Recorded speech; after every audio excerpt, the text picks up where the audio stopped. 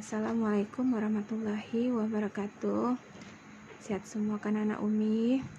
Nah, hari ini kita masuk pelajaran sejarah Indonesia ya nak. Nah, perkenalkan nama Umi Sri Mardiani ya, dengan kode guru SI.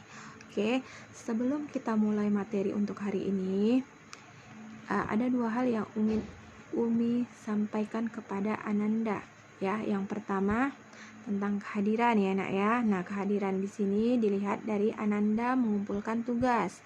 Yang kedua, keaktifan Ananda dalam mengumpulkan tugas ya nak ya. Kalau Ananda tidak mengumpulkan tugas maka tidak ada nilai ya. Setiap minggunya akan Umi berikan tugas, Umi berikan materi ya. Jadi untuk Ananda sekalian harus menyiapkan tugas-tugas yang Umi berikan. Oke, nah kita mulai ya nak ya materinya untuk hari ini. Nah, materi hari ini itu latar belakang bangsa Eropa datang ke Indonesia ya nak. Latar belakang bangsa Eropa datang ke Indonesia itu ditandai oleh 5 hal. Yang pertama, runtuhnya Kekaisaran Romawi ya. Runtuhnya Kekaisaran Romawi ini pada tahun 476 Masehi berakibat kemunduran jalinan dagang antara Asia dengan Eropa yang mengakibatkan kehidupan wilayah tersebut semakin merosot ya. Nah, ini sering disebut dengan zaman kemunduran ya nak, dengan istilah zaman kegelapan pada saat itu ya. Nah, mereka sulit untuk berdagang nak ya, merosot, makanya mereka datang ke Indonesia untuk mencari apa? Untuk mencari kejayaan kembali supaya perdagangan mereka bagus atau meningkat ya nak ya. Oke, yang kedua itu perang salib atau perang suci. Nah, perang salib ini disebabkan karena perebutan kota Yerusalem ya. Nah, pada akhirnya kota ini dapat direbut kembali dari tangan raja Kristen yang telah berkuasa selama 100 tahun dalam perang Hittite ya nak. Nah, pahlawan Islam yang terkenal pada saat itu yaitu Salahuddin ya. Bangsa barat pada saat itu masih tetap tidak tinggal diam ya nak. Nah, pada saat itu Raja Richard dari Inggris ya menghimbau raja-raja di Eropa untuk merebut kota Yerusalem kembali, tapi tetap gagal nak ya, karena kekuatan Hasanuddin ini mantap pada saat itu. Oke. Nah, yang ketiga ya nak ya, jatuhnya Konstantinopel ke umat Islam ya. Jatuhnya Konstantinopel ini dipimpin oleh Sultan Muhammad II yang menimbulkan kesulitan bagi bangsa Eropa khususnya dalam bidang perdagangan ya nak. Nah, ini mereka sulit sekali berdagang nak pada saat itu ya. Selalu digagalin sama Sultan Muhammad karena pada saat itu mereka ingin mencari rempah-rempah ya. Perdagangan itu yang pertama yang terkenal itu rempah-rempah nak ya. Nah, rempah kita kan kaya akan rempah-rempah nih.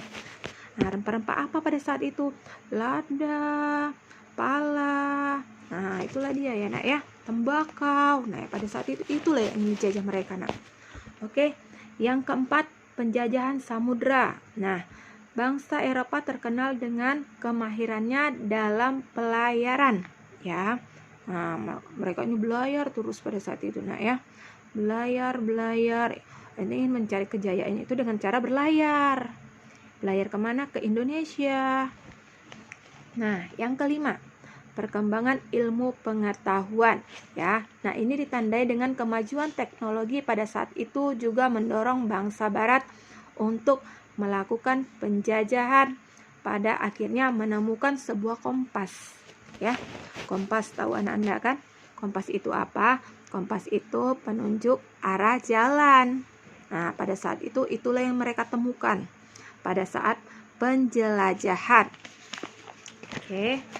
Nah, tujuan kedatangan bangsa barat ya. Tujuan kedatangan bangsa barat ini disebut dengan konsep 3G, yaitu Gold, Glory, dan Gospel. Gold itu mencari kejayaan ya. Gold itu mencari kekayaan, maaf ya nak ya. Mencari kekayaan. mencari kekayaan di mana? Di negara jajahan mereka, terutama di Indonesia.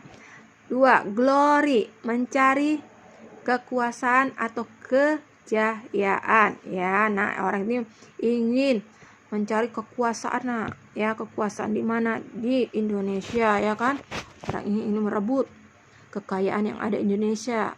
Jadi mereka berlayarlah ke Indonesia. Oke.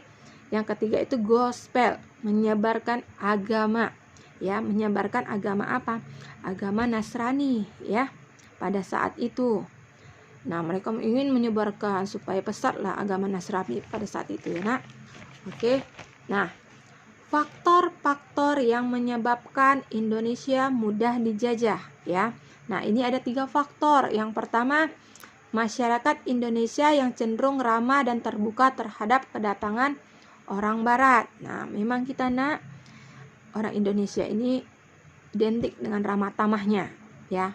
Makanya sangat mudah diperbudak, ya, Nak, diperbudak oleh bangsa-bangsa lain. Oke, yang kedua itu politik adu domba yang dilakukan oleh pihak asing, ya. Nah, politik adu domba ini politik apa? Nah, ini orang ini ingin memecah belah, ya. Mudah dipengaruhi, ya, mudah dipengaruhi. Jadi mereka ini mempengaruhi orang-orang Indonesia, nah, supaya untuk berantem, ya. Oke, yang ketiga, rendahnya kualitas sumber daya manusia pada saat itu. Memang kita kaya akan sumber daya, tapi orang-orang Indonesia ini belum bisa menggunakannya, belum pintar, ya, belum tahu cara menggunakannya atau mengembangkannya. Oke, nah itulah dia faktor yang menyebabkan Indonesia mudah dijajah. Nah, yang terakhir, Nak, ya, negara-negara yang melakukan penjajahan, ya, ada 4 negara yang melakukan penjajahan pada saat itu. Itu Spanyol, Portugis, Belanda, dan Inggris. Nah, 4 negara inilah yang selalu menjajah Indonesia, Nak, ya. Ingin mencari rempah-rempah karena kita kaya akan rempah-rempah. Nah, mereka ingin menjelajahin terus. Oke, Nak. Nah, demikianlah materi untuk hari ini, ya. Nah, ada ada 2 soal, ya, Nak, ya, untuk hari ini, ya. Yang pertama itu tugasnya,